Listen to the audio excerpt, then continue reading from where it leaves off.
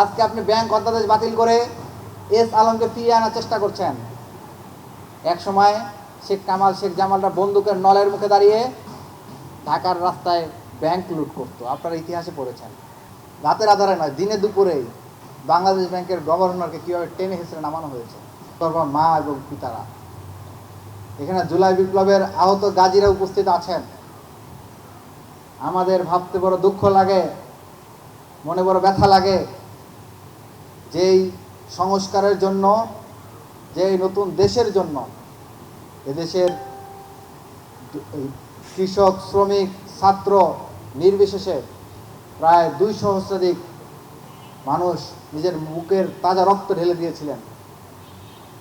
এত বড় ত্যাগের পরেও, এত জীবনের পরেও আজ আমাদেরকে সংস্কারের জন্য কথা বলতে হচ্ছে, এটা আমাদের জন্য দুর্ভাগ্য।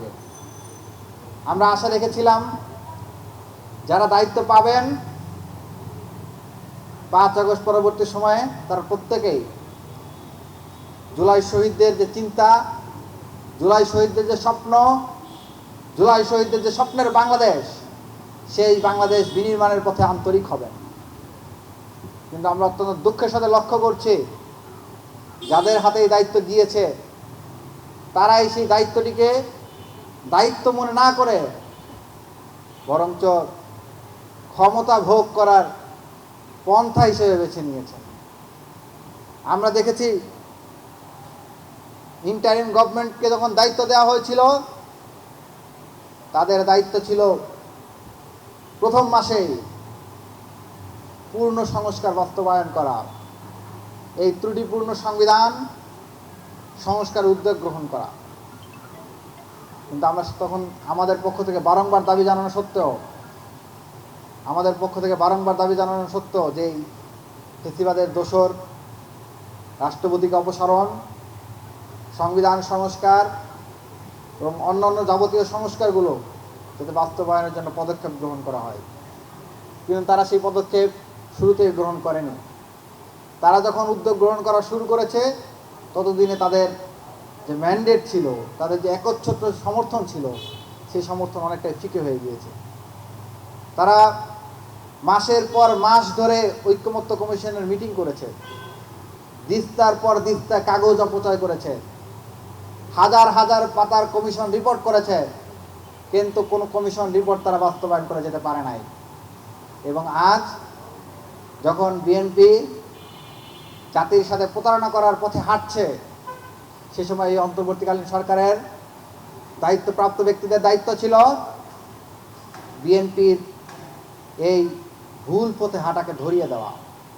কিন্তু অন্তর্বর্তীকালীন সরকারের দায়িত্বপ্রাপ্তরা শুধু হাজার হাজার দিস্তা কাগজ অপচয় করে নাই, রাষ্ট্রীয় তহবিল থেকে হাজার হাজার কোটি টাকা অপচয় করে তারা এখন গা ঢাকা দিয়েছে। তাদেরকে আমরা কোথাও দেখতে পাচ্ছি না। অথচ এই সংস্কার বাস্তবায়নে তাদেরই সবথেকে বড় ঋণ ছিল। আমরা আশা রাখব তারা তাদের দায়িত্ব ভুলে যাবেন না। তারা সংস্কার কমিশনের রিপোর্ট দিয়েই যেভাবে ঘাপটি মেরে চলে গিয়েছেন বা চুপ হয়ে গিয়েছেন, সেটি থেকে তারা ফিরে আসবেন এবং তারাও এই সংস্কার প্রস্তাবগুলো বাস্তবায়নের ক্ষেত্রে কথা বলবেন। আমরা তারেক রহমান সাহেবকে স্মরণ করিয়ে দিতে চাই, আপনি যাদের কথায় ভুলে, যাদের মধুমাখা বলিতে ভুলে গিয়ে আজ আপনি সংস্কারের বিরুদ্ধে দাঁড়িয়েছেন, তারাই একসময় আপনাকে কপিকল দিয়ে ছাদ থেকে কয়েকবার ফেলে দিয়ে মেরুদণ্ডের হাড় ভেঙে দিয়েছিল। সুতরাং আপনি সেটি ভুলে যাবেন না। 7 থেকে 8 সাল 9 সাল পর্যন্ত আপনি যে নির্যাতনের শিকার হয়েছেন, ঠিক তাদের ফাঁদে পড়েই আবার যদি আপনি চিন্তা করেন যে তাদেরকে আবার পুনরায় গুম করার বৈধতা দিবেন, তাদেরকে পুনরায় আবার ব্যাংক লুটের অধিকার দিবেন, তাহলে আপনি ভুল পথে হাঁটছেন। আপনার ভাই, আমরা আপনার সহযোদ্ধা হিসেবে আপনাকে সতর্ক করতে চাই, সাবধান করতে চাই। আজকে আপনি ব্যাংক অধ্যাদেশ বাতিল করে এস আলমকে ফিরিয়ে আনার চেষ্টা করছেন। এক সময় শেখ কামাল শেখ জামালরা বন্দুকের নলের মুখে দাঁড়িয়ে ঢাকার রাস্তায় ব্যাংক লুট করতো, আপনারা ইতিহাসে পড়েছেন। আজ তারেক রহমান সাহেব এই ব্যাংক অধ্যাদেশ বাতিলের মাধ্যমে ডিজিটাল পদ্ধতিতে কাগজ কলমের মাধ্যমে ব্যাংক লুটের পন্থা তারা তৈরি করতে যাচ্ছে। আপনি দেখেছেন রাতের আধারে নয়, দিনে দুপুরে বাংলাদেশ ব্যাংকের গভর্নরকে কীভাবে টেনে হেসড়ে নামানো হয়েছে। অথচ এই গভর্নরকে কিন্তু সকল দলের মতামতের ভিত্তিতেই নিয়োগ দেওয়া হয়েছিল। ইন্টারিম গভর্নমেন্ট কিন্তু বিএনপি যেখানে ভেটো দিয়েছে এরকম একটা বিষয় বিএনপি ইন্টারিম গভর্নমেন্ট বাস্তবায়ন করেনি, আপনারা দেখাতে পারবেন না। বিএনপি বলেছিল গণভোট এবং জাতীয় নির্বাচন একই দিনে হতে হবে, সকল রাজনৈতিক দল তার বিরোধিতা করেছিল, কিন্তু ইন্টারিম সেই অনুযায়ী নির্বাচন দিয়েছে। বিএনপি বলেছে ভোট কেন্দ্রে সিসিটিভি ফুটেজ লাগানো যাবে না, কারণ সিসিটিভি ফুটেজ লাগালে হয়তো ইঞ্জিনিয়ারিং করতে অসুবিধা হতে পারে। ইন্টারিম গভর্নমেন্ট বিএনপি সেই কথা মেনে কোনো ভোট কেন্দ্রে সিসিটিভি ফুটেজ লাগায় নাই। বিএনপি বলেছে বিএনসিসিকে ভোটে অন্তর্ভুক্ত করা যাবে না, ইন্টারিম গভর্নমেন্ট সেটিকে তোতা পাখির মতো আমল করে বিএনসিসিকে বাদ দিয়ে দিয়েছে। আপনারা দেখেছেন বিএনপি যখন যেখানে আপত্তি দিয়েছে প্রত্যেকটা ক্ষেত্র ইন্টারিম তোতা পাখির মতো বাস্তবায়ন করেছে। আজকে তাহলে বাংলাদেশ ব্যাংকের গভর্নরকে কি টেনে হেসড়ে নামানোর প্রয়োজনীয়তা পড়লো কেন? কারণ এই জন্যই পড়েছে, আমরা দেখেছি টেনে হেসড়ে নামানোর দিনে আব্দুল্লাহ আল মিন্টের প্রতিষ্ঠানকে 1000 কোটি টাকা ঋণ দেওয়া হয়েছে।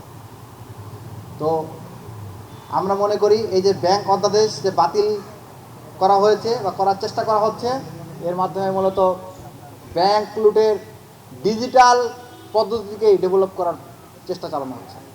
আজকে আমরা দেখতে পাচ্ছি গুমের কথা বললাম, মানবাধিকার কমিশন, এরকম 16টি জনগুরুত্বপূর্ণ অধ্যাদেশ, যে প্রত্যেকটা অধ্যাদেশ বিএনপির কনসার্নের ভিত্তিতে দেওয়া হয়েছিল। বিএনপি এটি অস্বীকার করতে পারবে না, বিএনপি এটি বলতে পারবে না যে তাদের মতের বিরুদ্ধে গিয়েছিল বলে তারা এটাতে দ্বিমত দিয়েছিল, এটা বিএনপি বলতে পারবে না। বিএনপির প্রত্যেকটাতে বিএনপির মতামত ছিল এবং বিএনপির মতামতের ভিত্তিতেই অধ্যাদেশগুলো হয়েছিল। আজকে কিসের নেশায়, কোন ক্ষমতার নেশায়, কোন অবৈধ সুখের নেশায় বিএনপি সেই জনগুরুত্বপূর্ণ অধ্যাদেশগুলোর বিপরীত হাঁটছে, আমি সেই প্রশ্নটি রাখতে চাই। আমরা এখান থেকে আশা রাখব বাংলাদেশের একটি সৃষ্টিগতভাবে এই ভূখণ্ডের দুঃখের ইতিহাস রয়েছে। এই ভূখণ্ডের মানুষ যতদিন পর্যন্ত রাজপথে না নামেছে, যতদিন পর্যন্ত কথা না বলেছে, যতদিন পর্যন্ত প্রতিবাদ না করেছে, ততদিন পর্যন্ত বিদেশি শক্তির দ্বারা তারা শোষিতই হয়ে গিয়েছে। আমরা 190 বছরের ব্রিটিশ শাসন দেখেছি, আমরা আরও অনেক বিদেশি শক্তির শাসন এদেশে দেখেছি, আমরা পাকিস্তানি শাসন দেখেছি, আমরা গত 17 বছরের ইন্ডিয়ার প্রক্সি শাসন দেখেছি। কিন্তু যতদিন পর্যন্ত দেশের মানুষ রক্ত না দিয়েছে ততদিন পর্যন্ত এই দুঃশাসন চলেই গিয়েছে। এখন আবার ইন্ডিয়ান প্রক্সিগুলো অ্যাক্টিভ হওয়ার চেষ্টা করছে বিভিন্ন মাধ্যমে, জুলাই সনদ বাতিল করা, গণভোটের রায়কে বৃদ্ধাঙ্গুলি দেখানো ইত্যাদির মাধ্যমে। আমরা আশা রাখবো যে এইরকম পরিস্থিতিতে আমাদেরকে যেতে হবে না, যেই পরিস্থিতিগুলো বিগত প্রক্সিদেরকে ফেস করতে হয়েছে। ইতিমধ্যে আপনারা দেখেছেন যে আমরা প্রস্তুতি নিচ্ছি, ঢাকা বিশ্ববিদ্যালয়ের শিক্ষার্থীরা বটেই, বাংলাদেশের আপামর জনতা প্রস্তুতি নিচ্ছে, জুলাই জনতা প্রস্তুতি নিচ্ছে। তারা যে করেই হোক এই গণভোটের রায় বাস্তবায়ন না করে ঘরে ফিরবে না। ইতিমধ্যেই ঢাকা বিশ্ববিদ্যালয়ের একজন শিক্ষার্থী, জিয়া হল সংসদের সদস্য, নির্বাচিত সদস্য সাদিক মুনেম ইতিমধ্যেই জুলাই সনদ বাস্তবায়নের দাবিতে, গণভোটের রায় বাস্তবায়নের দাবিতে রাজু ভাস্কর্যে অনশনে বসে গিয়েছে। আজকের প্রোগ্রাম শেষে আমি আপনাদের সেখানে আহ্বান জানাবো, আপনারাও সেখানে আসুন, সেখানে সংস্কারের পক্ষে আপনারা অবস্থান নেন এবং দেশব্যাপী আন্দোলন গড়ে উঠছে। আমরা আশা রাখবো তারেক রহমানের উচিত ঈশান কোণে যে ঠান্ডা বাতাসের আবহ সৃষ্টি হয়েছে সেটিকে যাতে তিনি সতর্ক বার্তা হিসেবে নেন, কিন্তু তিনি যদি সেটিকে সতর্ক বার্তা হিসেবে না নেন তাহলে এমন কালবৈশাখী ঝড় আসবে, সেই ঝড়ে তার সাজানো অনেক স্বপ্ন হয়তো লণ্ডভণ্ড হয়ে যেতে পারে। এই আশাবাদ এবং সতর্কবার্তা রেখে এবং শেষ পর্যন্ত আপনাদের সবাইকে রাজপথে থাকার আহ্বান জানিয়ে আমার বক্তব্য এখানে শেষ করছি। সবাইকে ধন্যবাদ। ইনকিলাব জিন্দাবাদ, বাংলাদেশ চিরজীবী হোক।